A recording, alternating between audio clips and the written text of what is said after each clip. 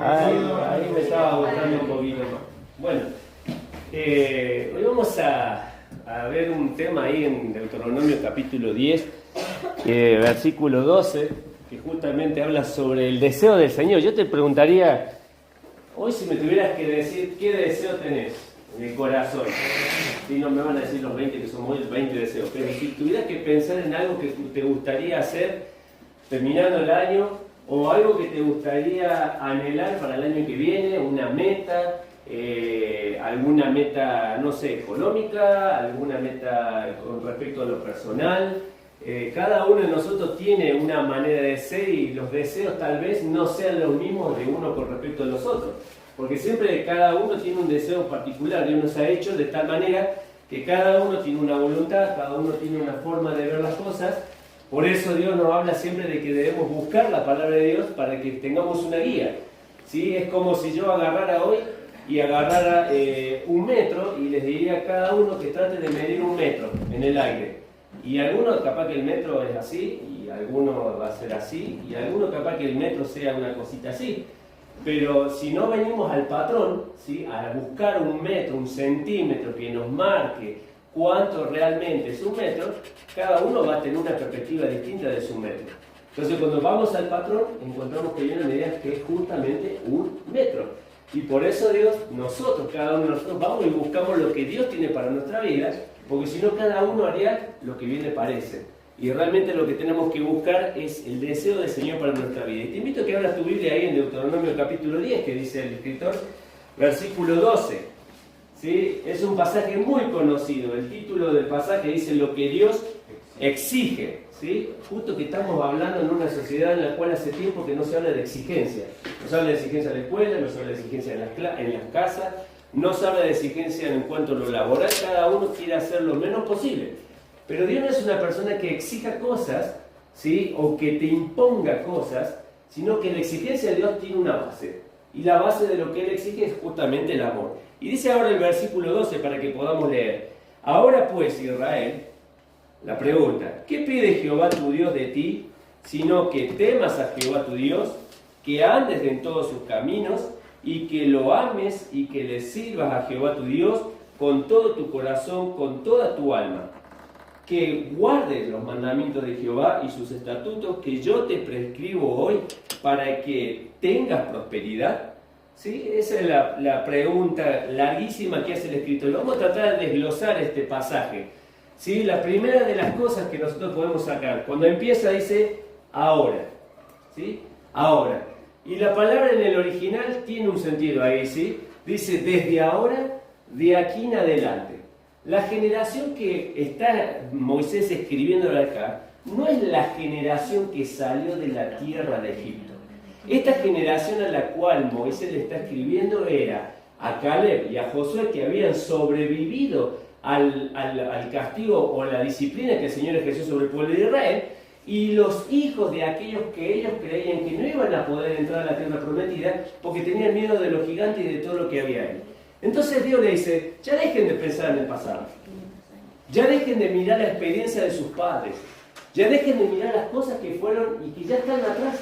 Ahora dice, empiezan a mirar de aquí en adelante lo que yo estoy esperando. ¿De quiénes? De ustedes.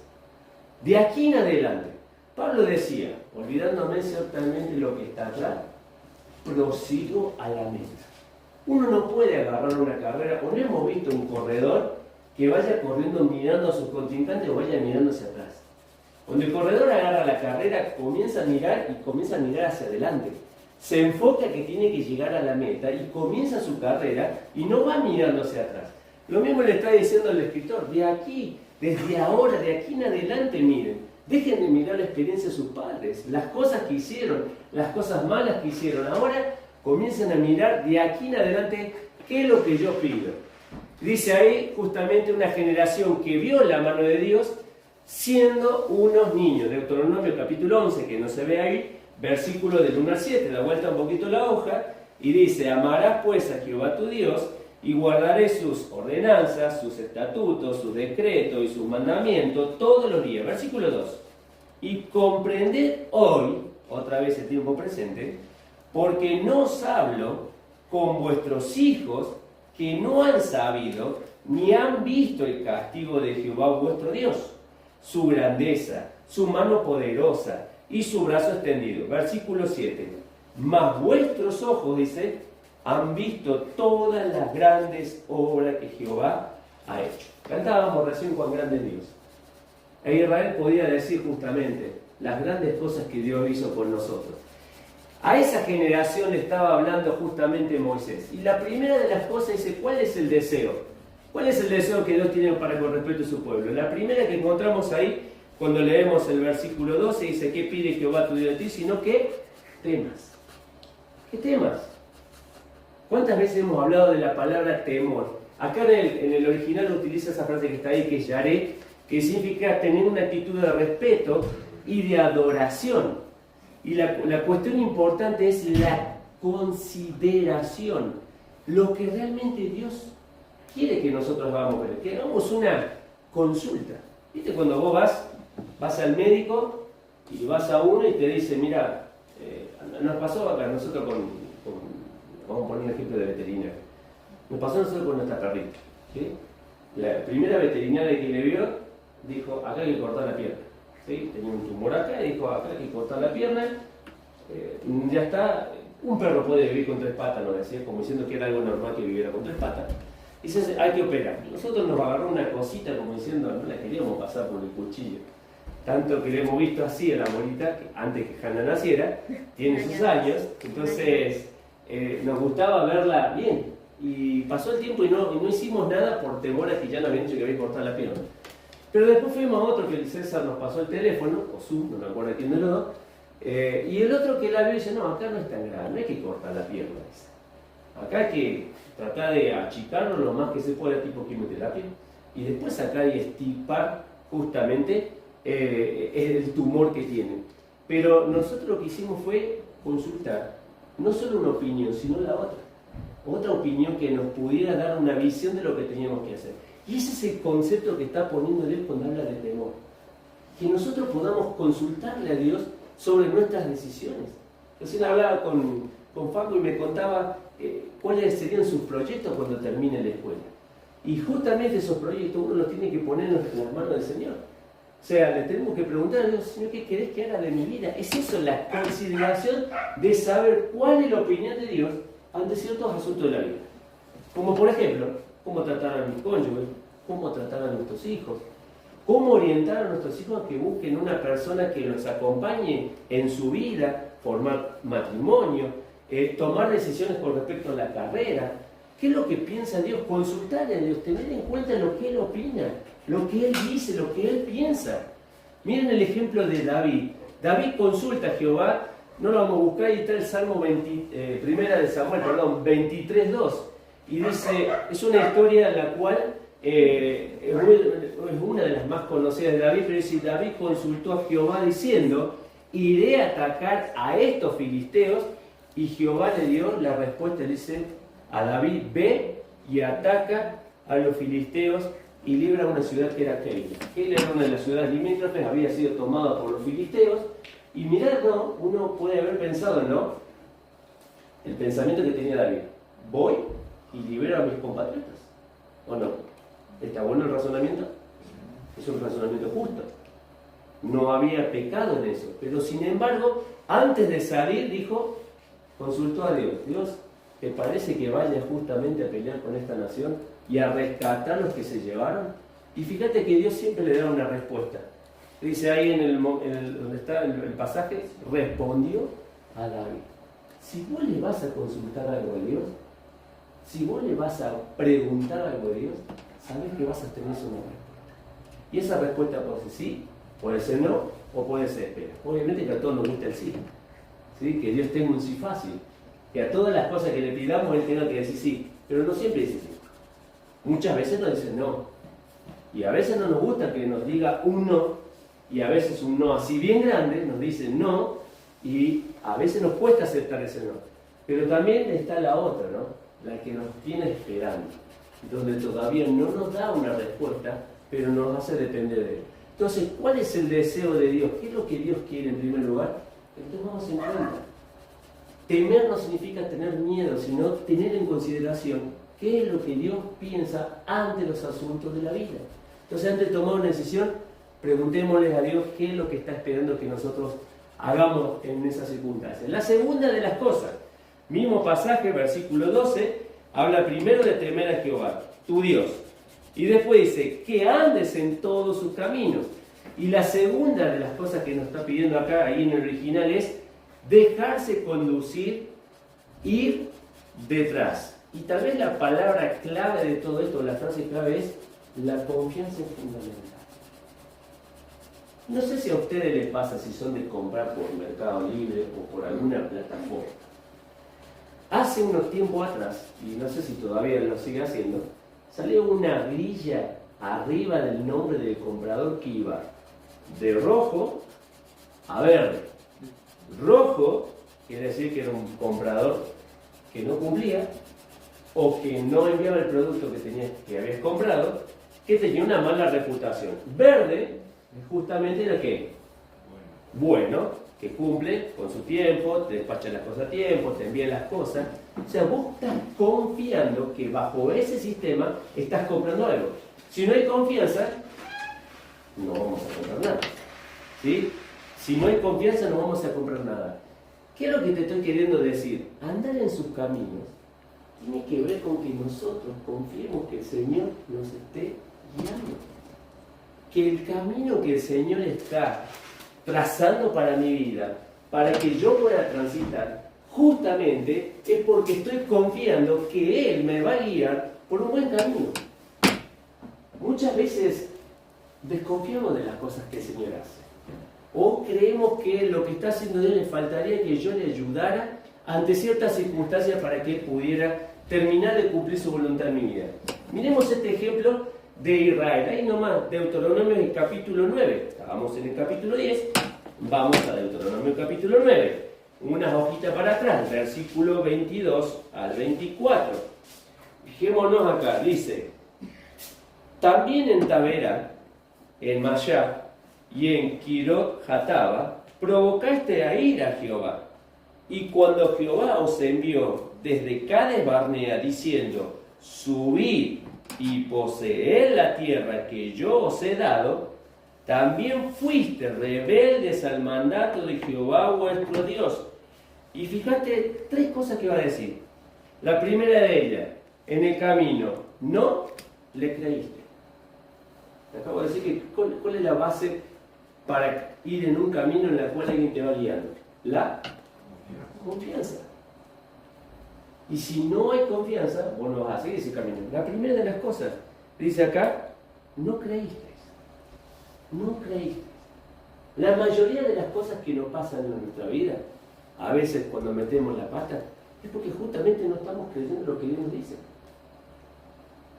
A veces nos habla tan claro el Señor con algunas cosas y cuestiones en nuestra vida, que todavía seguimos dudando. ¿Qué fue lo que realmente logró Satanás al tentar a Eva? Que Eva dudara ¿de quién? De Dios.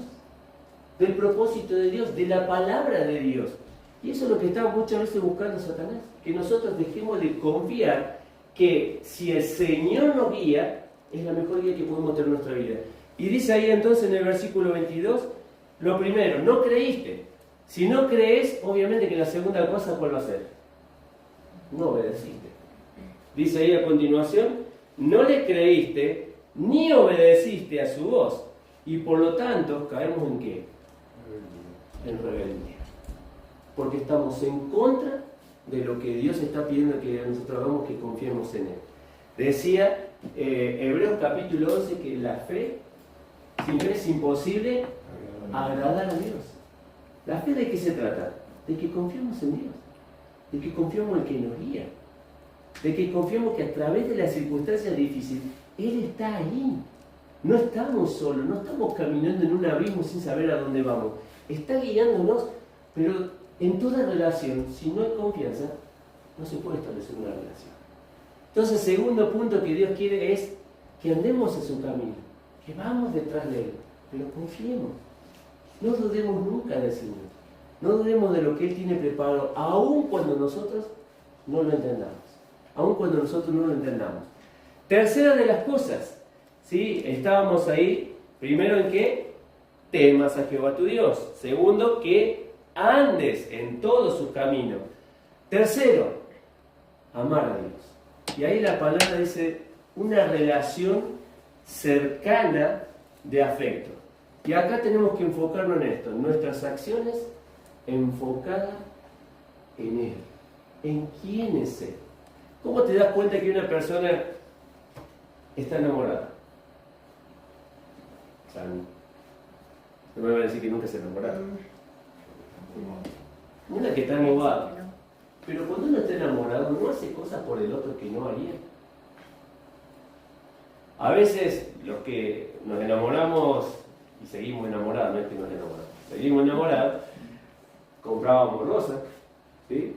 O comprábamos un chocolate, o había una tarjetita, no sé si algunos de los que están acá hicieron alguna de las tarjetitas. Yo era de hacer tarjetitas, sí, escribía tarjetitas y dejaba tarjetitas para la persona amada, pero hacíamos cosas.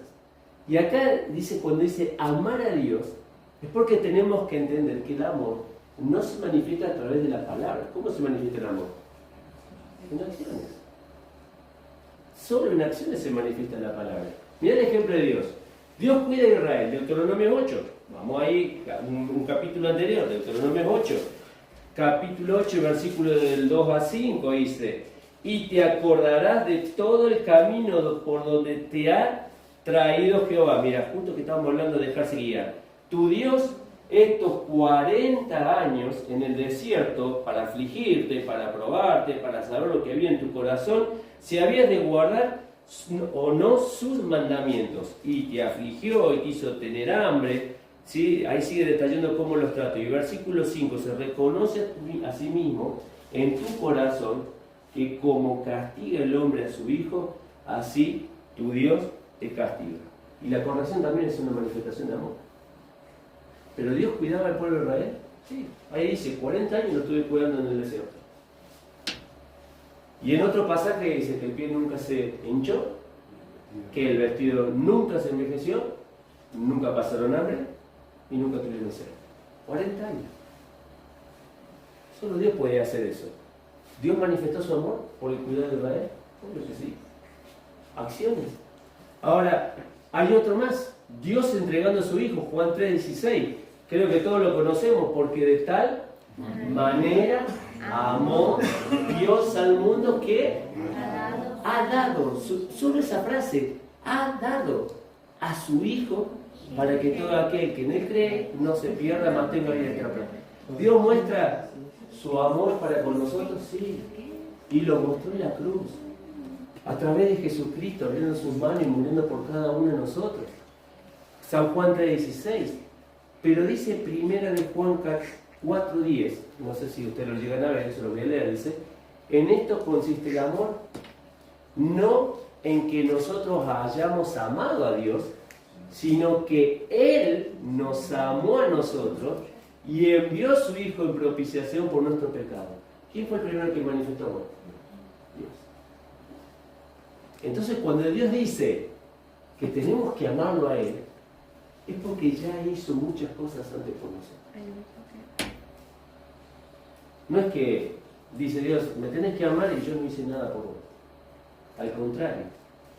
Y cada uno de nosotros podría decir hoy las cosas que el Señor está haciendo en nuestra vida.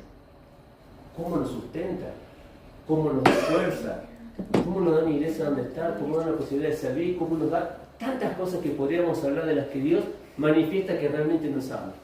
Pero no termina ahí, hay algo más que pide el Señor. Volvamos al capítulo 10 y versículo 12. Capítulo 10 versículo 12. Y la última dice ahí, yo le puse así, servir con todo. Dice, y servirás a Jehová tu Dios con todo tu corazón y con toda tu alma. Si el anterior punto era amar a Dios es una manifestación con nuestras acciones, el segundo es servir a Dios con todo. Y ahí la palabra significa dedicado a o la voluntad dispuesta. Es difícil esto, ¿no? Porque si habla de voluntad dispuesta, quiere decir que hay una voluntad que renunció. ¿Cuál es la voluntad que renunció?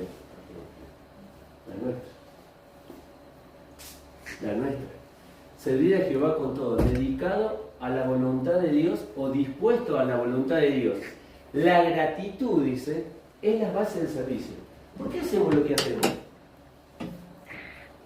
¿Por qué limpio un salón como este? Cuando me toca limpiar. ¿Por qué traigo un instrumento para ponerme a tocar? Puede ser una buena cosa. ¿Por qué traigo algo para compartir un domingo o un día sábado sobre reunión? ¿Por qué preparo juegos para participar en la reunión? ¿Por qué traigo personas que a veces tienen la posibilidad de traer con los libros? ¿Por qué hacemos las cosas? Para agradar a Dios. Por esto es porque hemos reconocido que hay una gratitud que devolver. Hay una gratitud que devolver. La base de nuestras acciones para servir a Dios es que tenemos gratitud, y dice ahí Hebreos 12:28, así que recibiendo nosotros un reino inconmovible, tengamos gratitud, dice, y mediante ella sirvámosle a Dios, agradándole con temor y con reverencia. Qué desafío, ¿no?, para servir al Señor. De esa manera, gratitud y servirle agradándole con temor y reverencia. Ya hablábamos que con temor le consultamos a Dios, no podemos hacer cualquier cosa. Siempre tenemos que consultarle a Dios para saber lo que Él piensa. Servir a Dios con todo lo que tenemos. Ahora, en resumen, había 4 cosas que vimos. La primera, teme a Dios. ¿Qué significaba temer a Dios? ¿Qué es lo que piensa Él? ¿Qué opina Dios de Él? Considera. Muy bien. Segundo, ¿qué hemos visto? Andar en todos sus caminos, no algunos, todos sus caminos. Todos sus caminos encierra que nosotros obedezcamos en total, o sea, que obedezcamos con nuestra mente, con nuestra alma, con nuestro corazón, con nuestro cuerpo. No puedo obedecer con una parte de mi cuerpo sí, con otra no. Anda en todos sus caminos. ¿O acaso la pregunta del millón, no? ¿O acaso cuando ustedes se levantan el cuerpo, bueno, eso no puede pasar, eso no. Pero el cuerpo no es que se maneja sola, hay una cabeza que guía. Sí, no le estás diciendo, no le hablas a la mano y dices, che, agarrá el cepillo, poné la otra, ponele la pasta. No, el cuerpo se maneja a través de ¿qué? De un control que tiene en la cabeza que maneja todas las funciones, mientras nosotros las pensamos, las va haciendo. Y el cuerpo, en este punto, cuando dice andar en todos sus caminos, es lo mismo. Es que todo nuestro cuerpo, toda nuestra vida gira alrededor de lo que Dios está pensando que nosotros tenemos que hacer. Tercera de las cosas, ama a Dios. Y la cuarta de las cosas, sirve con todo. Vamos a terminar con un pasaje. ¿Sí? Primera de Crónicas, capítulo 11. Libro de Crónicas, capítulo 11. Libro de Crónicas, capítulo 11. Para leer del versículo 15 al 18. No sé si ustedes tienen, igual que mi Biblia, un subtítulo. Arriba del versículo 10 dice los valientes de David. ¿Sí? Los valientes de David. Gran parte de los valientes de David, esto está bueno para estudiar en algún momento, gran parte de los valientes de David son aquellos que estuvieron con él en la cueva. ¿Sí? Aquellos que se reunieron con él, todos los endeudados, todos los que tenían problemas familiares, todos los que tenían conflictos fueron a la cueva, se encontraron con David y David le dijo, gustad y ved qué bueno es el Jehová. ¿Sí? Ahí sale ese salmo de la cueva. O sea, le está diciendo, yo estoy viviendo a Dios, pero ustedes están todos unos amargados, vengan, ustedes también pueden vivir a Dios, gusten ustedes, prueben ustedes. Eso se llama contagiar la fe. De esos que estaban ahí, esos valientes, dice la palabra de Dios, salen 3 que son importantes. Dice el versículo 15. Y 3 de los 30 principales descendieron a la peña a David, a la cueva de Adulán, estando el campamento de los filisteos en el valle de Refaim. Versículo 16. David estaba entonces en su fortaleza, y había entonces una guarnición de los filisteos en Belén.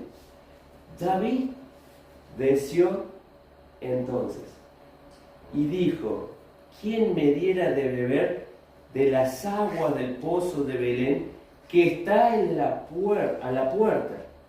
Y aquellos 3 rompieron por el campamento de los filisteos y sacaron agua del pozo de Belén que está en la puerta, y la tomaron y la trajeron a David.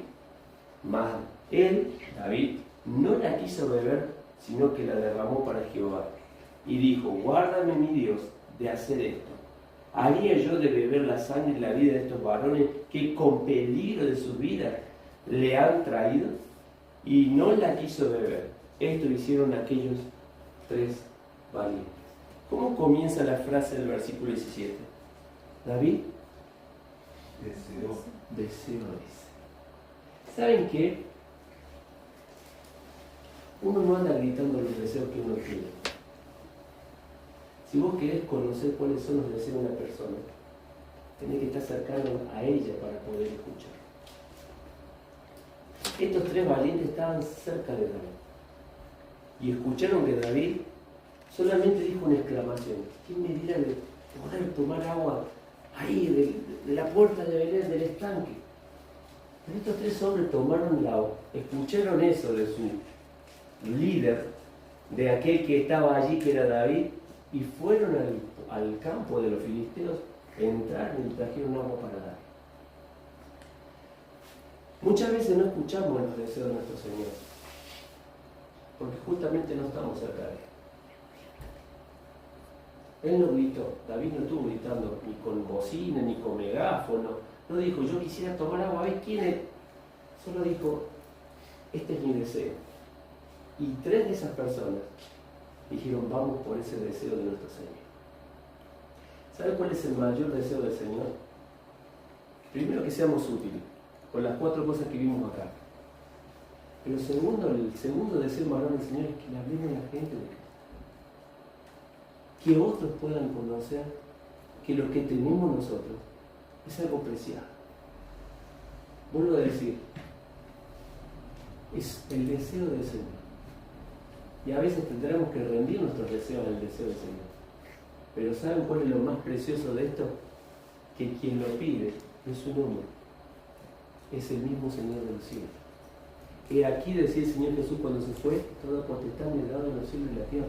Por tanto, ir, dice, y hacer discípulos. Si no nos hace falta una conferencia, no nos hace falta una obra de teatro para predicar el Evangelio. Cada uno de nosotros donde estamos, a mis compañeros de escuela, a mis compañeros de trabajo, a mi vecino, a quien me encuentro en la calle, aun cuando uno se equivoque, te manda un mensaje que no sabía que era el otro mal. Pero estar dispuesto a cumplir el deseo del Señor e ir a la tierra de los enemigos por amor a ese Señor. Por eso David dice que él no se animó a tomar esa agua, porque tal devoción solamente se la tendrían que rendir a Dios, no a mí. Por eso David dice: yo no voy a tomar esta agua, y la terminó tirando. La pregunta: ¿estarías dispuesto a concederle el deseo a tu Señor? Que realmente el Señor te haga pensar, y que cuando nos vayamos de acá podamos pensar: Señor, ¿cuál es tu mayor deseo para mi vida y para la vida de los que me rodean? Vamos a orar. Señor y Padre, te damos gracias por esta noche. Gracias, Señor, porque nos hablas a una generación como nosotros, que ya hemos visto, Señor, tu mano. La hemos visto en nuestra vida, la hemos visto en la vida de nuestros hermanos, la hemos visto a lo largo y a lo ancho de la historia del ser humano. Cuántas personas que han sido transformadas, que han sido cambiadas por el poder del cielo. Pero, Señor, hay algo que todavía tú deseas, y ese deseo sea cumplido en cada uno de nosotros. Unos instrumentos que te sirvan a ti, con temor, con amor, con dedicación, con gratitud de servicio. Pero, Padre, tenemos que ir a la tierra del enemigo. Y así como estos 3 hombres, Señor, también nosotros cumplir el deseo de nuestro Señor. Ayúdanos a cada uno de nosotros, porque para esto nos has llamado. Como decía el escritor, así como una vez servimos la carne, ahora sirvamos a nuestro Señor con nuestro cuerpo. Señor, queremos agradecer